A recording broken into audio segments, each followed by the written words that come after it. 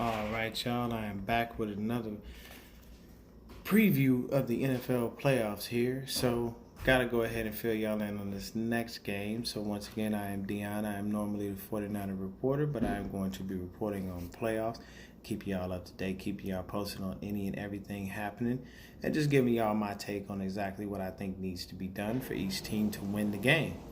So, first things first, you got the Titans versus the Patriots. And this is going to be a crazy game because there's a whole lot going on here. You got Mike Vrabel that knows Tom Brady like the back of his hand, played with him, won Super Bowls with him, caught touchdown passes from him, all kinds of things. And then you got Bill Belichick. He knows Vrabel.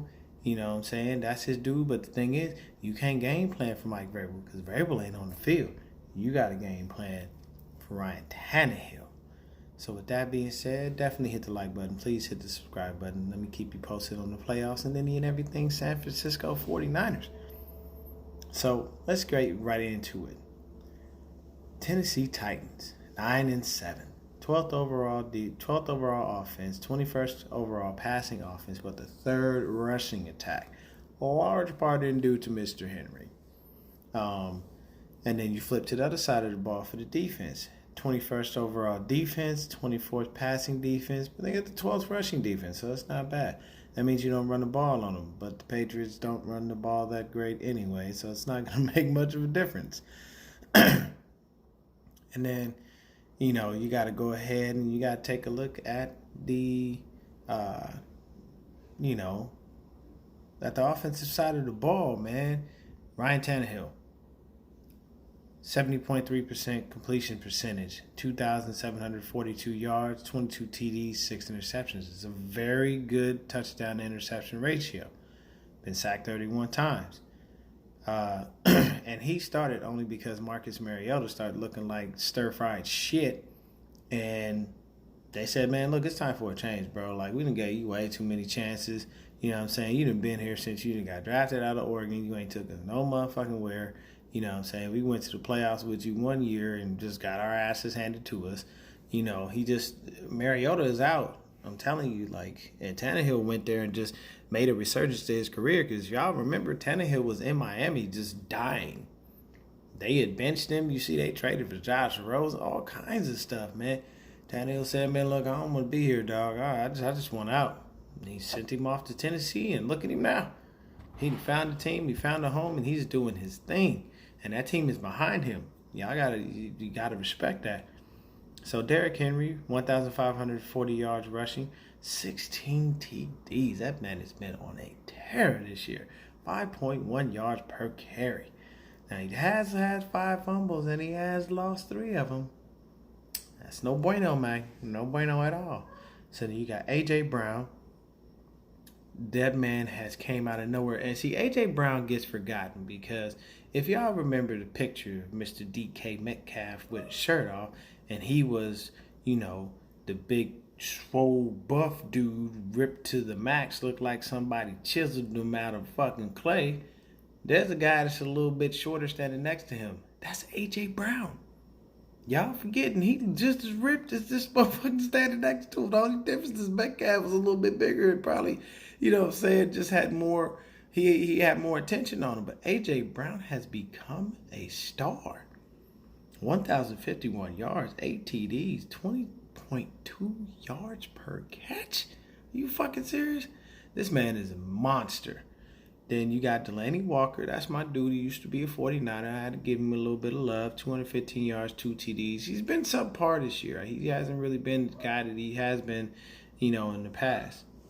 So defensively, you got Ryan Evans, you got Brown, you got 2 linebackers, and a DB, all who have more than 100 tackles this season. These guys are really out there making sure they taking anything down moving. So that's a beautiful thing. Sack leader is Harold Landry with 9 sacks. Jarrell Casey, he's got 5 sacks. Looks like Correa's got 5 sacks. Logan Ryan's got 4.5 sacks. You know what I'm saying? Kevin Byers got 5 interceptions. Butler's got 2 interceptions. Super Bowl. Y'all remember Malcolm Butler from the Super Bowl? He was the hero for him. They picked that ball off when they should have gave the ball to Marshawn Lynch and ran the ball in. They would have had another Super Bowl ring. So, I mean, these guys are looking really, really good right now. You know, I mean, it's crazy. And A.J. Brown is a terror, man. Stephon Gilmore got his hands full with this dude. I don't think he understands like what's coming his way. I know he studies, he's a consummate professional, he's great and all that, but man, if y'all ain't seen AJ Brown play, I am not a Titans fan, I'm a dire Niners fan. But if y'all ain't seen AJ Brown play, you might want to watch a couple of the Titans games. This motherfucker is ridiculous. He is a definite future superstar in this game. I can guarantee you that. So for the Patriots, 12-4, man. 15th total offense, 8th passing offense, 18th rushing offense. You flip to the defensive side of the ball. They were the number 1 defense overall, number 2 passing defense, 6th rushing defense. So their offense is the issue. It's not their defense. The defense is fine. They can do their job game in and game out. You know, and they have been having a little bit of struggles the past week. They lost to the Dolphins. Of all teams, they last game. And they played all their starters too. This was not a game where everybody sat down. They played everybody, and they lost the number 2 seed because the Dolphins came in ready to play, handle some business. Stephon Gilmore got worked. So, I'm telling you, man, you got to be ready at all times. Tom Brady, 60.8 completion percentage, 4,057 yards, 24 TDs, 8 interceptions. He was sacked 27 times. Sony Michel, 912 yards, 7 rushing TDs. 2 fumbles, 3.7 yards per carry. I mean, that's not bad, but it's not great because they usually want you to average at least 4 yards a carry. Julian Edelman, of course, number 1 receiver, 1,117 yards, 11.2 yards per catch, 6 TDs. Now, here's the caveat to that, you know, because Edelman is pretty much their passing offense. And I say that because it's the truth. I'm not lying to you. The next closest receiver is Philip Dorsett with 397 yards, 13.7 yards per catch, and he has 5 touchdowns. That's bad when you have 1,000-yard receiver and the next closest guy is almost 700 yards away. That tells you that your whole offense run through this one dude. So that means if they put a crackback on Julian Edelman and just knock the shit out of him, well, you know, Philip Dorsett might get the ball. They don't have a tight end. Probably going to put Rex Burkhead out there and flex him out at receiver. N'Keal Harry's coming along. He's all right. Not the guy that he was at ASU. So, no Antonio Brown. No Josh Gordon. Just saying, guys. The Patriot offense has been their issue this year.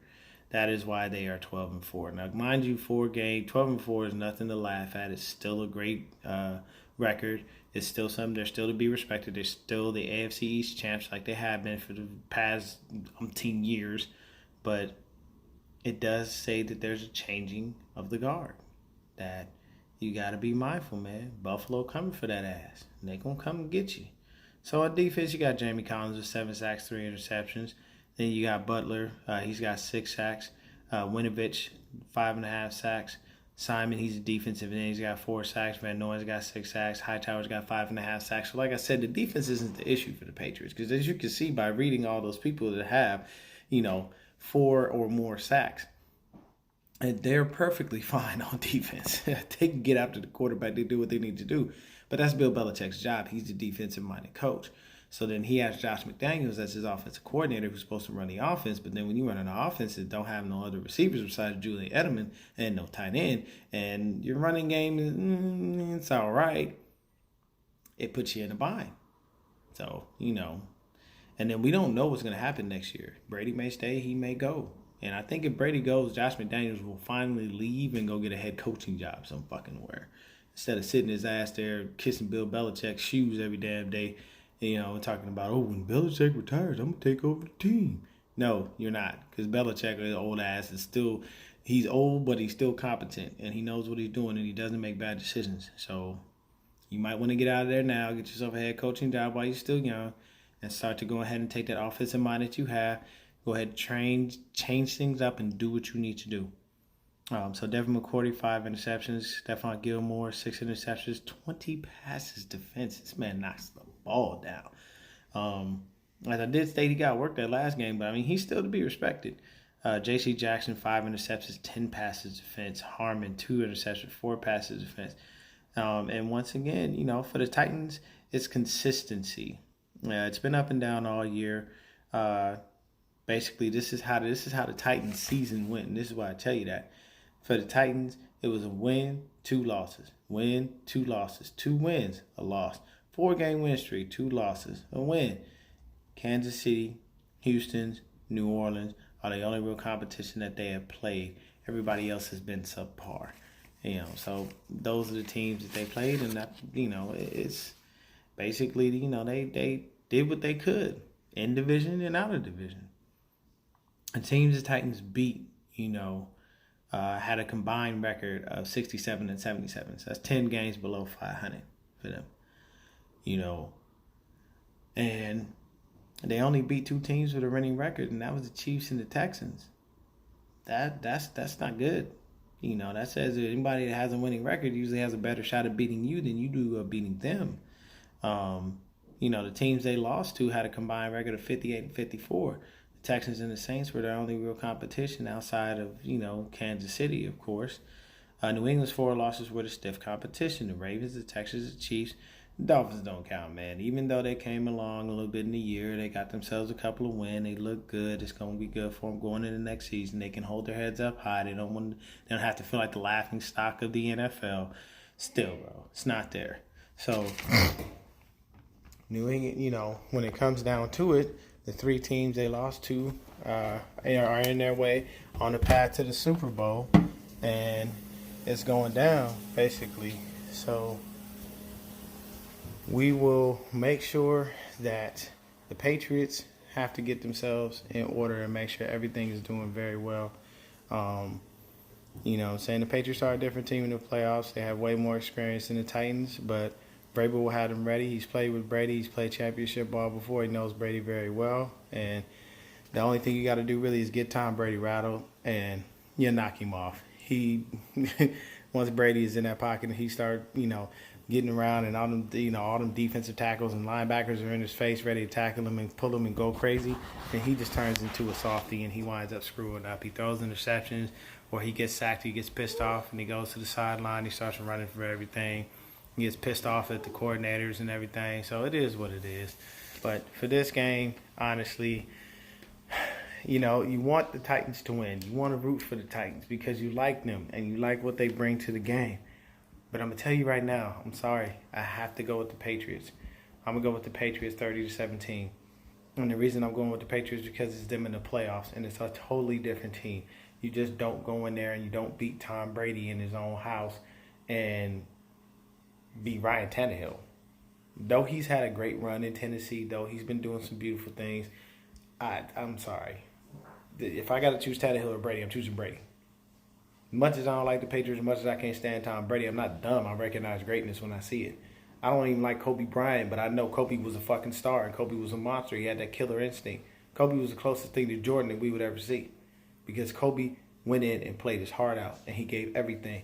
And Kobe had that killer instinct. He wanted to stop you at any chance he could get. He played defense, he played offense, and he did it until he couldn't no more. Tom Brady is doing that right now. He's doing it until he can't anymore.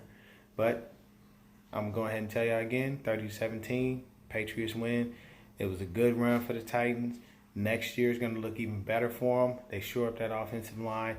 They start to continue to build, around Ryan Tannehill, get some more weapons in there. You already got Tannehill, you got Henry, you got A.J. Brown. You continue to let Delaney Walker build up. You get yourself another viable receiver, and you can start winning more games and being more of a contender than you already were. Y'all stay faithful, y'all stay blessed, and have a wonderful evening.